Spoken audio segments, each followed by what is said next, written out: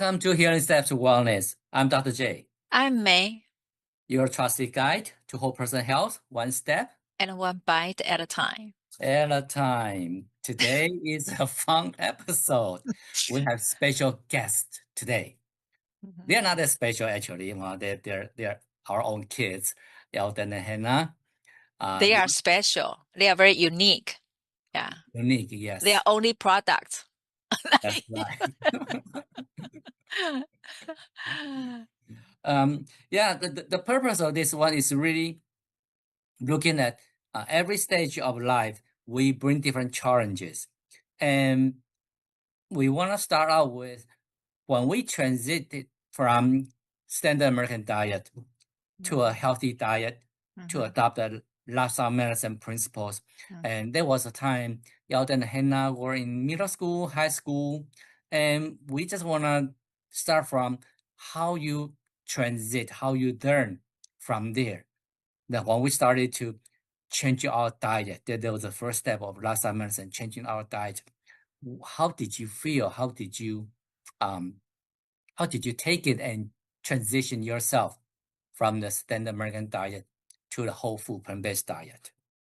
So this episode is a kind of a reality story for many families that they frequently ask, well, the concept is great, but how do I make changes?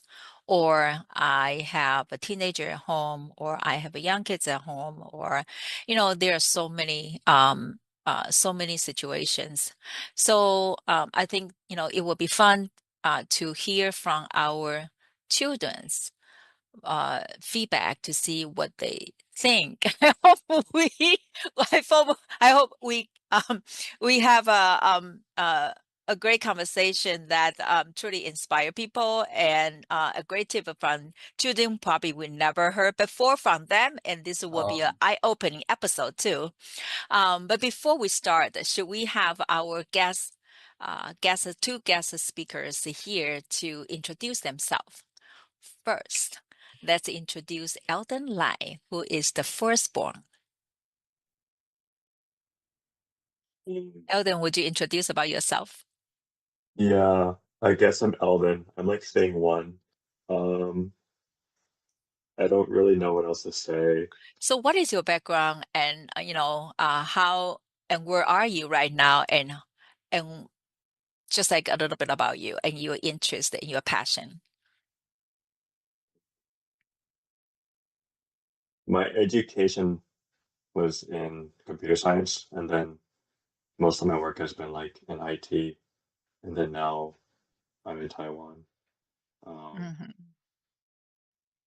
I Yeah. forgot the other questions. In Yeah. Taiwan, exploring your. Why are you in Taiwan? Just exploring. Oh, I'm here finishing up like a gap year basically, as I wanted to do a gap year earlier, but then COVID happened and that made things difficult. So here I am, And you seeing are family, kind of into like culture here, that kind of thing. Mhm. And actually, even though you're a computer science background, but your true passion is in the area that you That really is like to pursue. And what is that? drawing. Drawing. You're an artist, so yeah, you're an artist, and so you have a different lens of the view that on many things. So sometimes surprise us. All right, so thank you very much for your short introduction. And now next one is Hannah Lai. Just to be clear, she's number 2. Yes, she's the number 2. Hi. Well, yeah, I'm the second born. I'm Hannah. I graduated from the University of Minnesota with a bachelor's in nutrition science, and then I did a master's at Ohio University in food science and nutrition. And I was a registered dietitian for a few years, and now I am finishing up the physician assistant program at JMU, and I'm currently in Richmond. That's where I am. Thank you for sharing that. And then you also in your life, you have two important, very two important how would I say that, companion in your life. Oh yeah. I have a husband his name is Dom. And then I have a cat, her name is Sagwa, my That's child. that's so important because when we're talking about the lifestyle, that's all covered, right? All right. So, Dr. J, do you want to start? Yeah. So, how did you feel and what did you do when we started to introduce the whole food plant-based concept to our home? Maybe I don't know if we want to do it in public, but describe what you ate while you were growing up until the point we started to get into lifestyle medicine. Ooh, we ate a lot of beef noodle stew. It's Oh from yeah, that's a Taiwan. classic. It's But so even good. that we didn't eat very often. We just don't eat it No. anymore now. But Yeah. um, Chinese we had more sausages. I remember that being a we had more thing. fish, I think, and trying to think of what else. Oh yeah, the oven lasagnas, those are good. Mm-hmm. Actually, They Mom kind of and I were just talking that because when you two were growing up, we two were so busy. We would go to Sam's. At that time, there was no Costco. We would go to Sam's to buy the prepared Frozen lasagna. not lasagna, the chicken wings, Oh, it's a chicken wings. All kinds of chicken flavor. drumstick, The and lime it, flavors and barbecue also like the flavor. frozen dinners. We had some of those Different. Yeah. sometimes. A lot of right, frozen. right. Yeah. We were Well, all busy. things We were saying, considered, huh? all things considered, we even didn't eat those that often. It wasn't like every night like we like thawed something. It was probably like every other, if even, or probably less. Yeah. I Yeah. think so. Yeah. But I would It say that wasn't. even at that time, we still had a lot of veggie, right? Just our diet. Even at that time, we still had a lot of vegetables and fruits. Yeah, I Yeah, think we at the did. time we still needed to supplement those with like veggies and fruits. Yeah. So like it still wasn't it still wasn't the worst. We were still probably like top something percentile. I don't know what it would be. I'd be pulling like a number out of my ass, like 20th or I say something. top 25th. Wait, Yeah, I would honestly how does guess this so. work? Like I think if you had like consistent TV dinners but threw in like spinach every now and then, I think you'd be like top 25% already. Yeah. Okay. I think that's the Be point. top 50. Because when Dr. Harmon, who took early retire from Mayo Clinic, came to us and brought in this lifestyle medicine concept, the first thing he told me was, why don't you try yourself by changing your diet? And at that time, Mom and I just like, what do you mean by changing our diet? We're pretty healthy already. And that's my thought at that time. We're pretty healthy. So, but then we started to change diet. So how did you feel at the time that we started to say no beef, no chicken, No no cheese. fish, no cheese, no, we had no dairy at that time already. So what did you feel at that time? I don't think it was a massive change for me at least. I just ate whatever was given and Yeah, it I was kind didn't of like really eat. complain. It was kind of like eat whatever they cooked, or else starve, or else like cook ourselves. But I was like too like lazy slash incompetent, so that was rough. I So I think mean, it wasn't rough in a sense of like I had to eat mom's cooking because like mom already was like good at cooking anyway, so it wasn't bad. It was just like it's only rough in a sense of like there wasn't much like of a choice, but at least the one choice was good, I guess. So lesson number one to the listeners, especially young listeners, is learn cooking skills. Yeah, I mean, realistically, I did learn how to cook from like an early age just because I was always like conscripted into the kitchen anyway. But um, I mean, there's a difference between like ability and like the will to do it. Those are two very separate things, but eventually, like the will would come later, I think. Mm. But So allow me to say one thing that I think at that point when we transitioned to the healthy eating, we started to host the complete health improvement program CHIP in a community, and then we hosted that at the Hy-Vee Barlow. At the time, we had a pleasure working with the chef, Eric Worth at that time, and then he took up special the needs. challenge. Huh?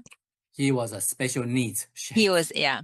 So he was wonderful that prepare all the whole food plant-based meal and to accommodate our class as well. So the our Hannah and Elden were part of the working team.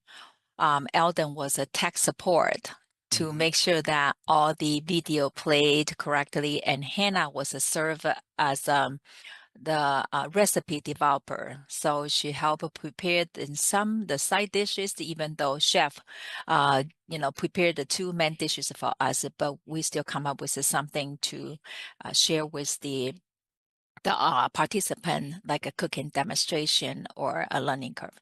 So as we conduct the 18 sessions of the CHIP curriculum every single quarter, they were automatically enlisted every single class to be as a working crew.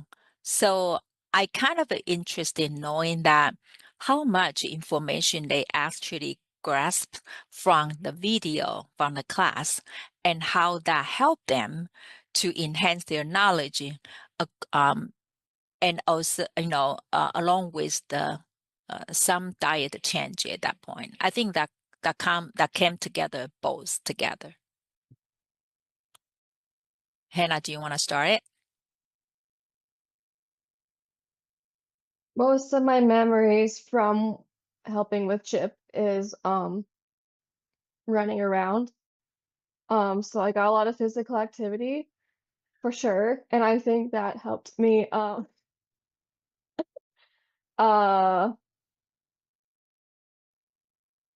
I don't really know.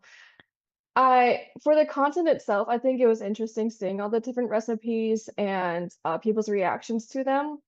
Um, a lot of times when people are asked to try something new, it's a little hard for them to actually just pick up this new vegetable or fruit and then do something with it. It's a lot easier if you present it to them in a simple way, like, oh, this I made it with garlic or something like that. Mm-hmm. Um, and then introduce it to them, make it a little easier for them to try it.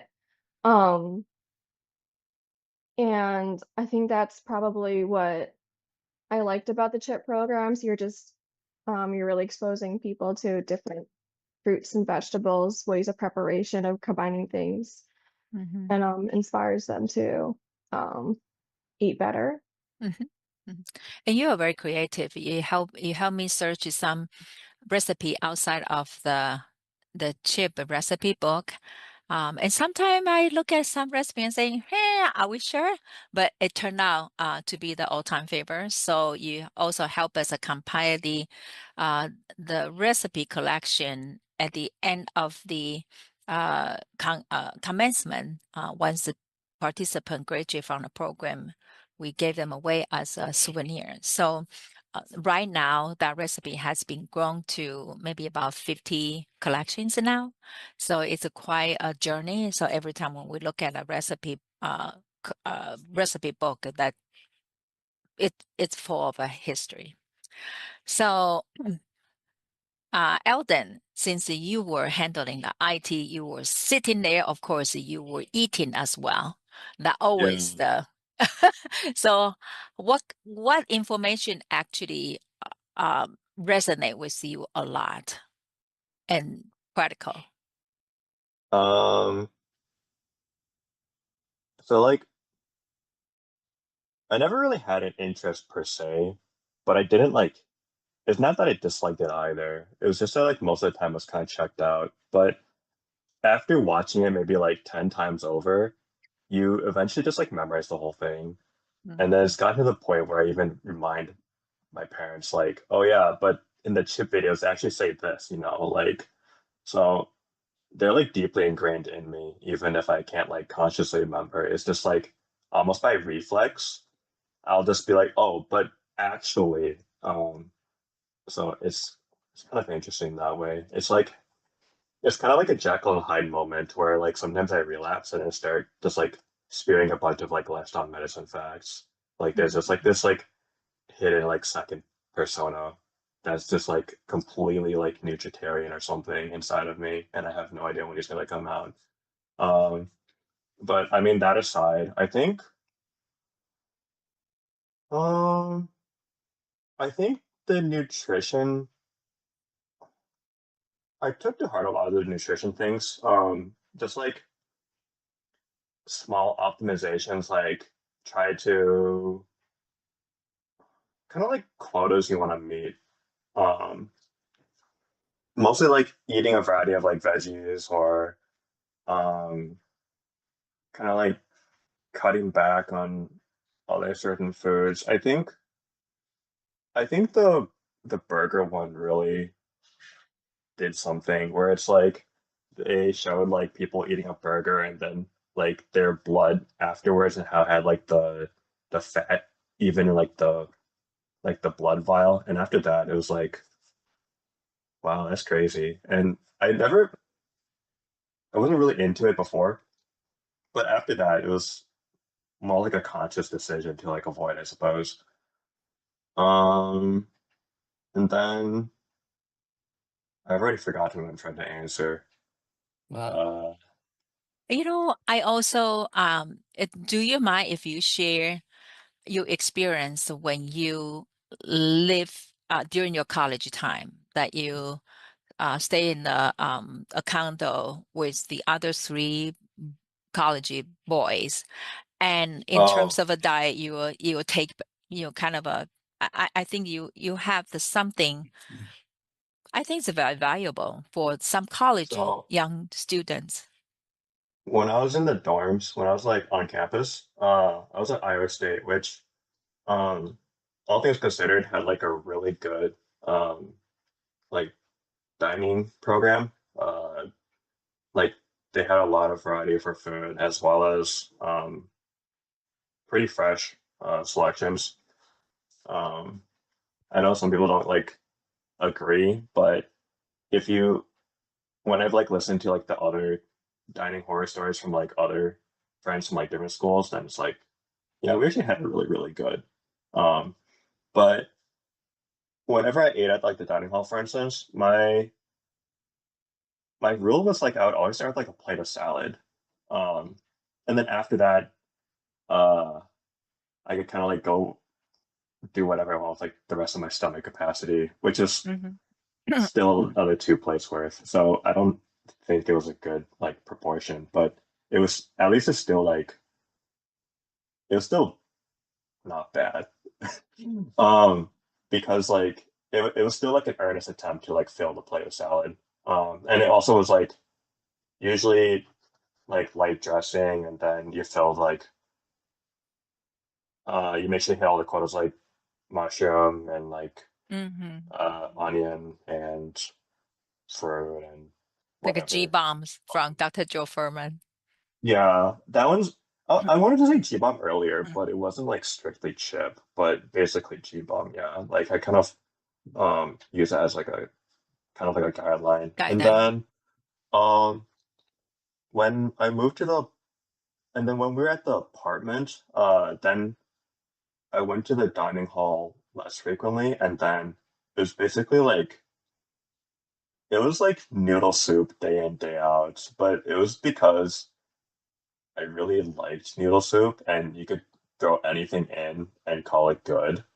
Um, so like I liked like buckwheat noodle for instance, which was it's technically processed, but it's also like one of the better ones, I suppose, compared to like flour noodles, like the white flour noodles. And then, Mm. I mean, you can throw in stuff like seaweed, tofu, um, mushroom, tomato, um, other miscellaneous veggies. It just all goes in the pot. It tastes pretty good. If I'm if I want to celebrate, maybe I'll like toss an egg inside or something. But otherwise, like it was pretty much strictly vegetarian. But um, that's what I did in that's mostly what I did in college, honestly. Mm-hmm. And I bought like a lot of like fruits and nuts for snacking, and I snacked a ton. So it's like if I'm gonna eat a lot when I'm not supposed to, it might as well be healthy. So it was just like nuts by the truckload. Like it was just like it was like those Costco like tubs of nuts. Um, and then like I would just demolish one in like 3 or 4 days. I would just like eat them like by the handful. I'm just like up all night at the computer, just doing God knows what. But like, I mean, that's what you do as like a college student, I guess. All right. Well, well, I think the takeaway is from me, I mean, takeaway is that you have the green go down first and then as a priority, and then you pick the other as the secondary until you Yeah, eat that was full. important because having the grain kind of like it makes you so that you absorb kind of like the more detrimental stuff less. And then it also just like literally takes up space in the stomach. Um, so Yeah. I thought it was a pretty good strategy. Yeah, at that time, as teenager, you probably had a pretty good appetite. I remember you had very good appetite. So greens in first really fill the stomach and reduce the impact of the not as healthy food that you eat later. Yeah, Hmm. that was a pretty good strategy. He still has a good appetite now. Hasn't really changed. He in general just love food. It hasn't Yeah. changed. Hmm. And um How so about Hannah? yeah, I think Hannah, yeah, how about Hannah? Hannah About love avocado.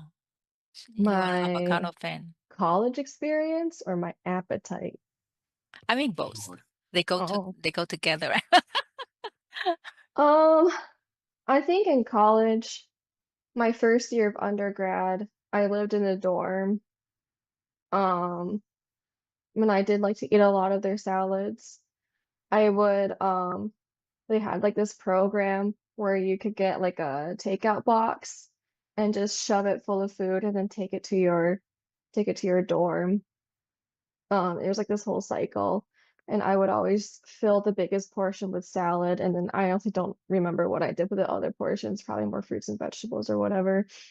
Um, and then for my last 2 years of undergrad, I lived kind of off campus. But because I lived just 90 minutes away from mama and papa, I got a lot of groceries delivered to my apartment sometimes. Um, which was nice, thank you. Um, but I didn't really have much time to cook. My primary goal in undergrad was to graduate early, so I was always taking 20 or more credits each semester, um, from like taking classes at like 8 a.m. or whatever. Um, so I just mostly try to snack on like fruits and vegetables. I didn't cook any meats because I honestly did not know how to. Fun fact, my roommate and I once tried to cook chicken and it burned in the oven so terribly, and our windows did not open in our apartment, so we just kind of gassed ourselves. Um, and the fire alarms went off. So, that was not a great experience. But the one good thing about the University of Minnesota's campus in the Twin Cities is that there's a little monorail that runs straight through campus, so students could go grocery shopping if they wanted to. And then they opened up a small grocery store near my apartment. So I was able to get some fruits and vegetables for like a nice student price, I guess. And also utilize university's food pantry from time to time. Mm. If I needed staples like beans. Mm-hmm. That reminds me. So like I cook mostly vegetarian, partially out of health, but also because it's so much more convenient because like if you don't have like meat waste and stuff, then like your trash doesn't like go foul in a day. And it's like so much easier to clean up. But then also like there are like 2 times in my life where I've made something that was so bad I couldn't eat it. Because like usually I eat my own mistakes and they're still palatable some way. But there's one of the only times um I distinctly remember it was in college and my mom gave me like frozen beef noodle. And she's like, all I had to do was like heat it back up. But I like kept it on the stove and I didn't know how long to like heat it or cook it. So it was like overcooked already, but I'm like, maybe it just needs to cook longer because like I didn't truly know how bad it could be. Because like I've at that point I've never experienced like true like culinary failure before. So I cooked it long and I was just like, no, this is actually like completely terrible. So I had to like wait for it to cool, dump it on like a bag and just like toss it in the trash outside. Like it was so bad. I've never felt so bad because like I had to throw away my mom's cooking. But um at that point it's like I don't know how to cook meat. And so I just like never tried again, quite frankly. But yeah, that was like one of the only 2 times. The second one I don't even quite remember, but it must have been pretty bad too if I couldn't eat it. But I mean I can kind of cook fish, but even then that's very rare. So One thing you did share with a lot of people about your body could tell you that it's time I want to eat more green, nothing but green. So would you oh be yeah. able to share that experience with us?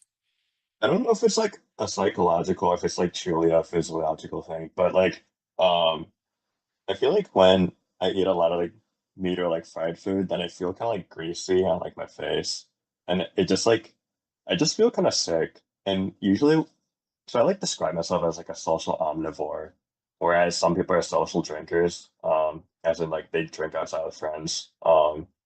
I feel like I eat meat outside with friends. It feels kind of like a FOMO thing because like I feel like I tell myself I miss meat, but then I eat it, and it's like I could have done without it too. Um, and then there are times where it's just like, okay, I had nothing but like grease bombs for like the past 2 days, and I need something fresh or I will go insane. Um, it's not just like my body. I think it's like mentally. It's just like I can't handle it. Like I need something that's just like fresh on my tongue. And actually, I had this issue in Japan, which is kind of funny because Okinawa is like one of the blue zones, but Bluestone. Yeah.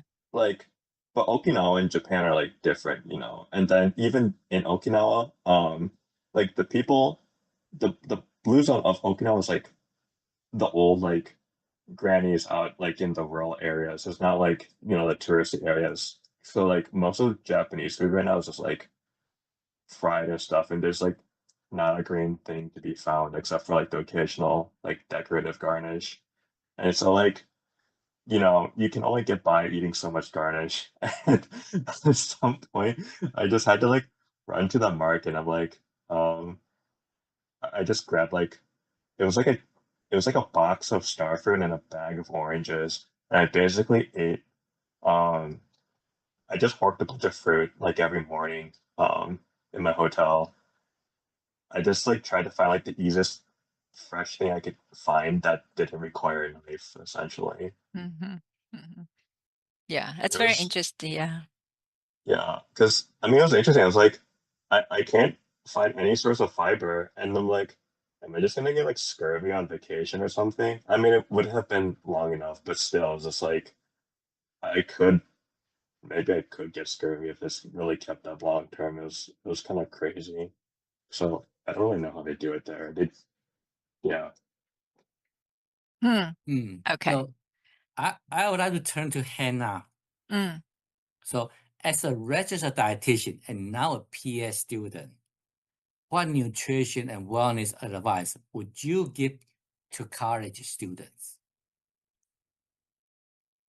Don't forget your fiber. And it's not just from salads. You can get it from like canned vegetables. I think when you're working on a budget, don't be scared of frozen or canned foods. Um, they'll be to your advantage because you're busy. You're gonna forget about them. So it's better to just have something that's a little less perishable than buying like a whole tub of greens and then forgetting about it, and then a week later it's all moldy and gross. So definitely, don't be afraid of those. And meal prepping, I know a lot of my classmates enjoy meal prepping and find them very helpful because they'll just spend one day cooking a big batch of something and then they just kind of section it off into 5 meals for the week. And that works primarily if you're okay with eating the same thing every day. I am, but if you're not, then you could probably meal prep with some variations, add different vegetables or something on the side. So I think those are probably my biggest pieces of advice for students. I think, How we I think you can meal prep. Sometimes if you just use different spices, it can give like a whole new flavor, and then that can give you a little more sense of variety. I also remember that in the chip program we had like a lentil stew that was quite popular. And then I shared it with some friends, and I remember one friend in particular, he said that that lentil stew recipe basically dragged him through undergrad as well as his PhD program, because he had like no time, also was like making no money. Um so like he just ate lentils day in, day out. And he was obviously fine eating the same thing as long as it was pretty good. So he really appreciated that, and I think I would highly recommend the recipe because you can toss it all in a pot and it's extremely economical. Yeah. If I wanna guess who that one was, I think he still gets pretty tall, so lentil is still pretty good, nutritious. No, he's not tall. Oh, not that one. Okay. I said PhD. Ohio? No. Okay. So yeah, lentil is actually very nutritious, very humble food, but very nutritious. I do want to get into the movement active, that the other component of, in terms of the lifestyle, healthy lifestyle. So let's talk about a movement. So now, Elden, since you are on the screen, what is the big difference from you shift from US to Taiwan I should say Asia, because you also explore Japan a little bit. And Guam. And Guam doesn't count.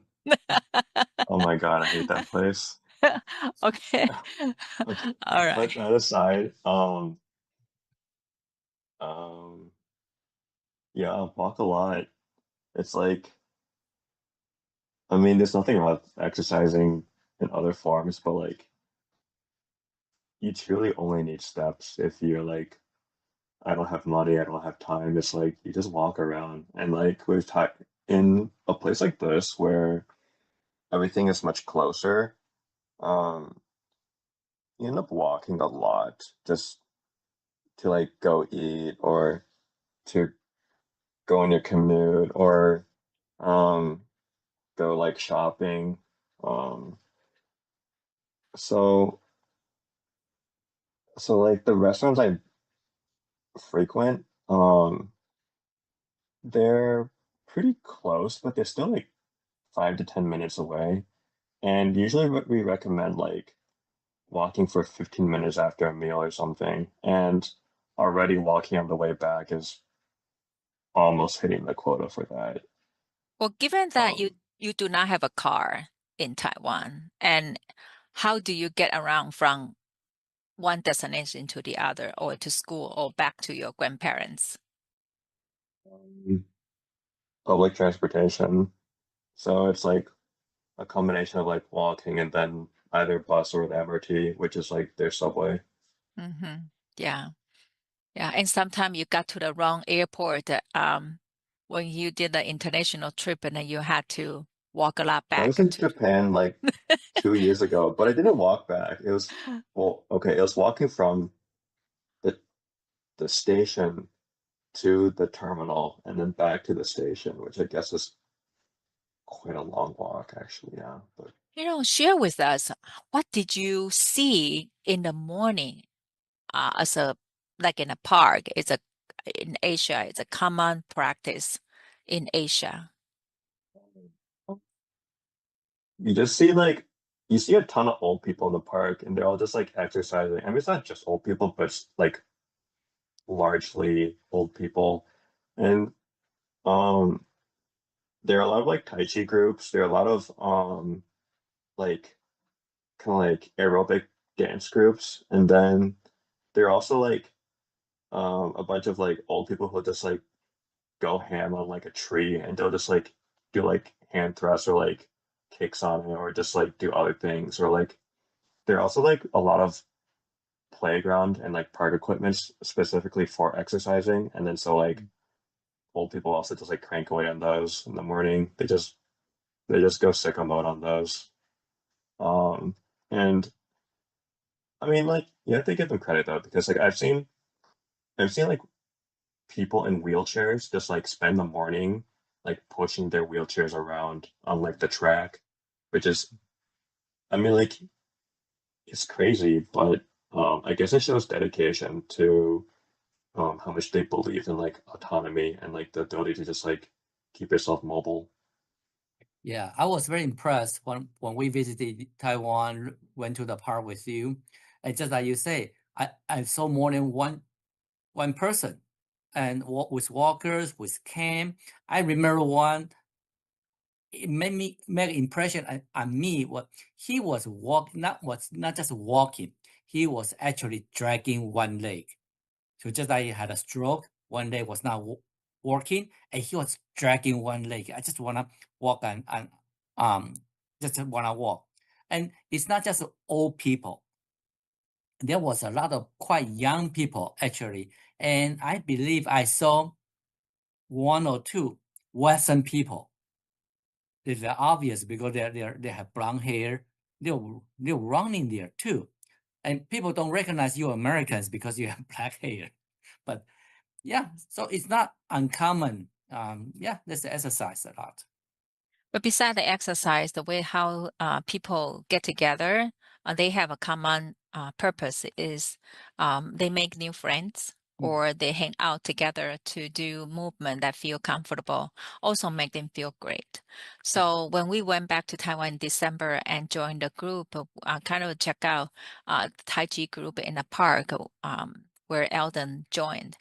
And we had a chance uh, to have a conversation with them, and they feel they form a group of the people. They are like they develop the sense of a purpose, and they also very welcome the newcomer, and uh, they keep calling Eldon the young handsome guy. So I think that is quite a great experience. Is and really any age will fit into the group as long as they know you, and even you don't, even you just kind of stay silent and observe them on the side, but they still come approach you uh, to introduce themselves. So very, very welcoming, friendly people.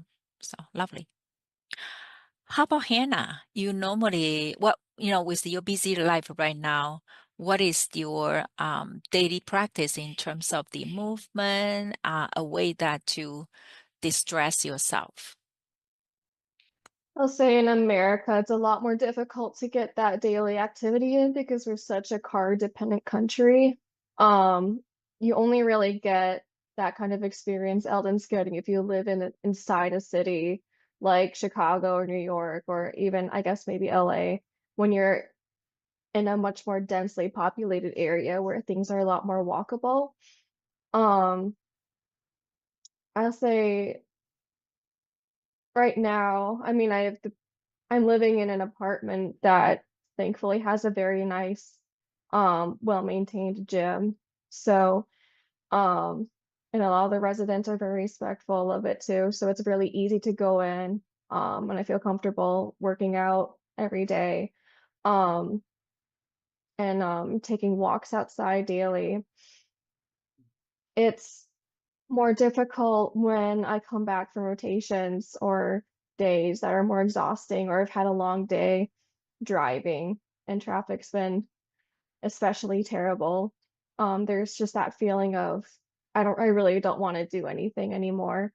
So I think building these exercise habits when you're younger, is really important, because then it really stays with you during life. But that isn't to say that you can't build new habits later in life. It's just recognizing the need for exercise and the continuity of it, and then sticking with it is the discipline. I've also had the great fortune of being in school again. Um, JMU, my university, when I was in Harrisonburg on campus, they would have free exercise classes for all the students at the gym, and some of my classmates and I would go and do cycle circuit courses every like Tuesday, which was really um in hindsight it was fun, but in the moment it was grueling, but for some reason we kept going back. It was like 30 minutes of cycle and then 30 minutes of hit. Um and although it was incredibly tiring, it was really fun to do with a group of people who were all experiencing the same pain as you. So they actually they came up with one point about we talk about your social connection. No, there is some hormone serotonin in your brain that from the exercise. That's why people would love to go back to exercise. But just like you mentioned, you have a group of friends. You enjoy that, not just the exercise, it's really the companion. But then on the flip side, we have to go back to Eldon. He's a social carnivore, and he only does that bad diet when he was with his friends. Well, this is really interesting because I do eat meat outside, but I also a lot of times like if I eat at a restaurant once and I try like their signature dish that happens to be like have meat in it, if I try once, then usually I'm like, okay, I have like the experience logged in my head. Now I can just like eat their vegetarian thing the second time. So I don't like eat meat all the time. But then I think what's really interesting is I've taken a lot of my friends to um like vegetarian or vegan restaurants, and none of them object to it. They're all, I think they generally agree that um, the food is good. And I think one I was like extremely surprised to hear from. He said that if he could buy that like uh that like faux chicken at Costco or something, then he would never use real chicken again. Because it is it's not just that it was very much like chicken. He thought it was like even better than the chicken. It was like a breaded like kind of like baked chicken or something, like fish. Um, but it was just like we couldn't figure out like how to buy it, and so like I guess it's lady meat. But I mean it's still processed, but if you're gonna compare the two evils, I guess one is like slightly less evil. But I mean, I think it goes to show that like a lot of it comes down to accessibility. But a lot of them are willing to use it as like an intermediary. Like another example would be a lot of times like my friends and I would like host parties, and we would often kind of like do a potluck style where we bring stuff to share. And I always home cooked stuff. I think I think I picked up the habit from my parents preparing for Chip. So I would always have like one or two dishes and just like stuff it in a bag. And I just like have so many bags I have to bring over because I'm also bringing my board games and stuff. And so every time like my trunk is just like loaded with stuff. But I always cook vegetarian, and sometimes I use the fake meat, sometimes I don't, and they're always popular. Also like I've heard people say that no one makes friends over salads. But like I know no one else is bringing a salad, so I bring a salad, and then because it's like because it stands out and because I put effort into like making everything fresh, then it's like I don't know. Some people are like it's just a salad, it's just greens. It's like yeah, but like you can still put effort or like not put effort into like chopping greens or like finding good greens, and then finding other stuff to go with the greens, and then so like the salad's good and people usually like it anyway because um everything else is like the same to them, but they haven't had a salad in like God knows how long, honestly. And I know they needed fiber, so it's great. Wow. So Makes it actually, that's something very interesting. Like, no, I know some of your friends, especially the friends you're growing up with. No, everyone's a Mhm. good kid, uh, doing a very good things right now, and you guys are very concerned about environment. Mm, No? Mhm. However, A lot. Some. however, the impact of meat, raising those animals, how mhm, much impact to the environment doesn't sound to register in their head. So I think that will be the topic we'll discuss next time. And also because Hannah mentioned it's easier to walk if you're in a big city.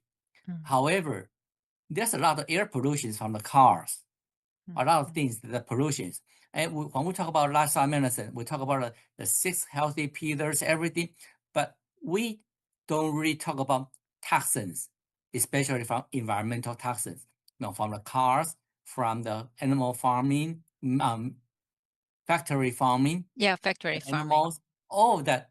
We don't have time to talk about that. So I think that will be a good episode for us to dig deeper into that topic. Another thing is there's, especially when we're talking about the 30 dozen, Mhm. those are fruit vegetables highly polluted with a lot of pesticide. So, you know, there are some vegetables are good to eat conventional, but there are some we have to be very careful as now.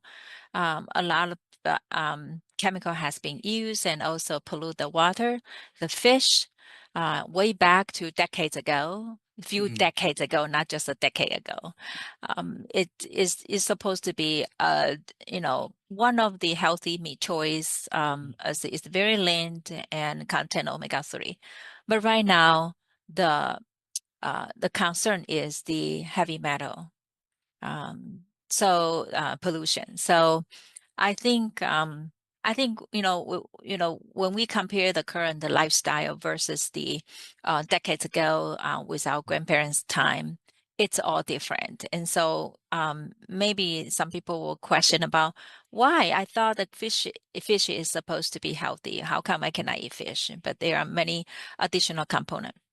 I know that we are kind of it is kind of interesting that I don't think that we even get to maybe a quarter of the topic that we plan to Oh, have a discussion.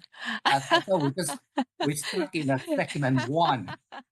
But I think that we certainly can come back to continue the rest of the discussion, as you mentioned, the view from the younger generation. Mm, Also, I think one thing I learned from them today is they are not vegan or 100% vegan or vegetarian, but I think there are so many people are right now, especially young generation, eating a lot of highly processed food, mhm, very heavy on the meat product.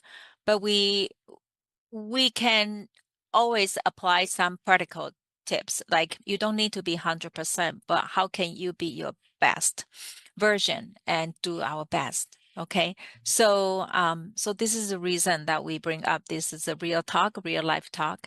Um, so I do want to have an opportunity hear from Elden and Hannah about their definition of healthy lifestyle. What is your definition of a healthy lifestyle? at your current life stage of life? Hannah, you want to Um, go? Oh, Elden, sorry. uh, I don't. I think I'm doing like okay. What is the I mean, definition of healthy and okay? healthy. I'm gonna let Hannah go first. I'm gonna Yeah, steal her answer. popcorn to Elden. Oh my God. Well, Because I think healthy really, the definition is very personal, I feel like. What I would prioritize is um definitely risk reduction for chronic diseases in the future. So, but also just happiness or your perception of your quality of life. Mhm. So, if you're happy doing an Ironman every single year, sure, you do that. But if you're happy doing just 30 minutes of walking every single day and you're being really consistent, and you're getting some form of regular physical activity, um, then that's healthy too. And I think that also comes down to dietary choices. Um, of course, I wouldn't say that downing Mountain Dew on the daily is healthy, but just again, risk factors, decreasing the risk for chronic diseases in the future. So if you really need that bubbly carbonated drink, then I guess carbonated waters, doing that, that's healthy to some people it's not. Eating a well-balanced diet to the best of your ability, really. Um, get your fruits, vegetables, your proteins and fibers in. Mhm. Yeah. for me, I think it's I think it's being honest with looking at kind of like your current state and being like, is this where I want to be? And then um, if it is, then sure, there's only change. Or like if you want to improve something, then looking at okay, then what can I change? And you're kind of given like a budget of like all of like the vices you're allowed, so to speak. And your genetics might um impact like if you're allowed more or less leeway. But um I think for instance um if you're always tired, then just like looking at like where's the energy going, or like uh is sleep being affected, or um if it's like nutrition, like blood work isn't hitting like the numbers you want, then it's like okay,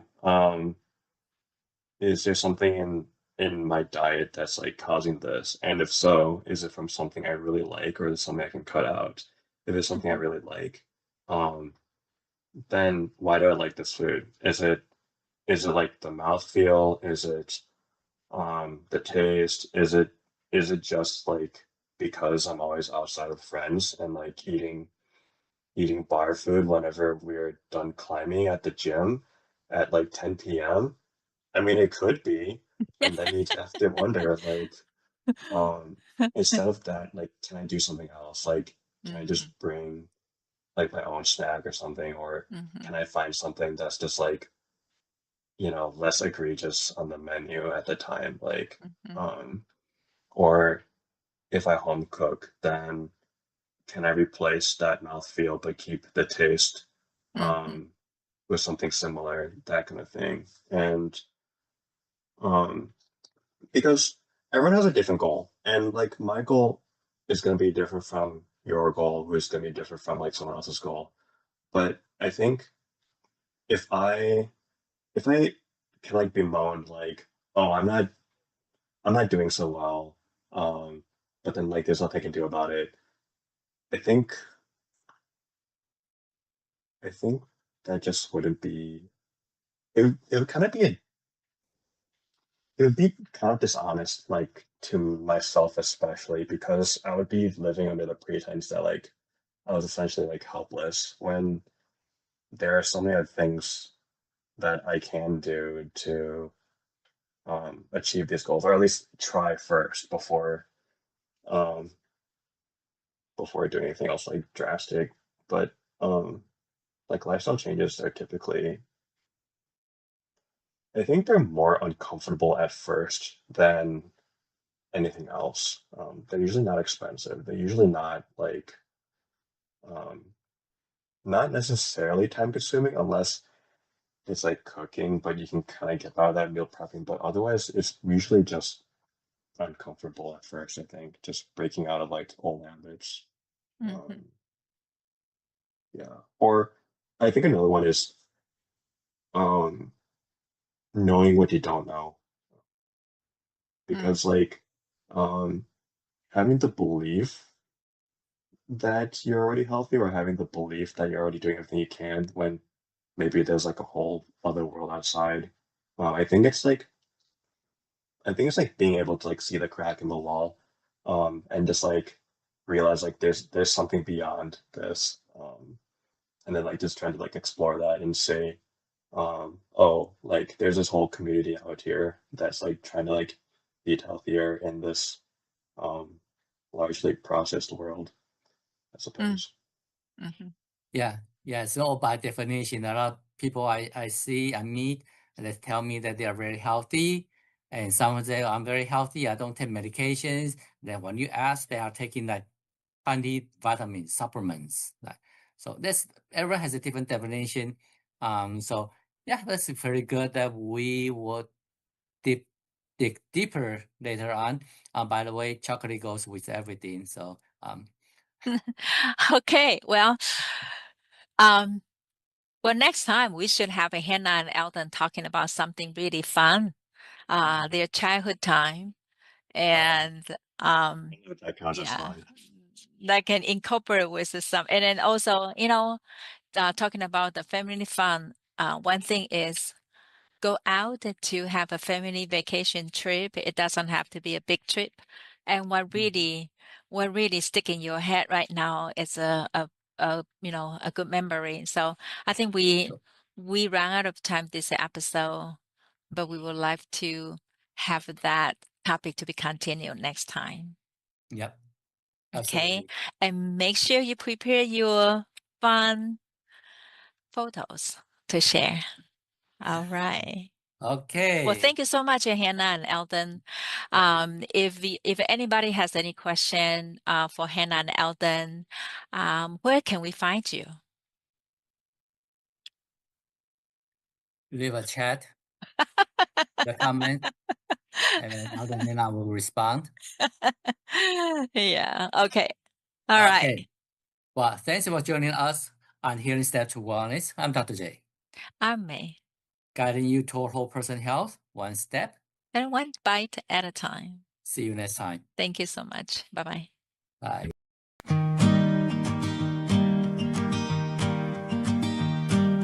Healing steps to wellness. One step, one bite each day.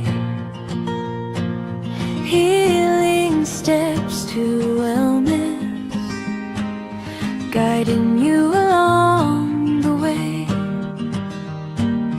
Body, mind, and spirit, stronger every day.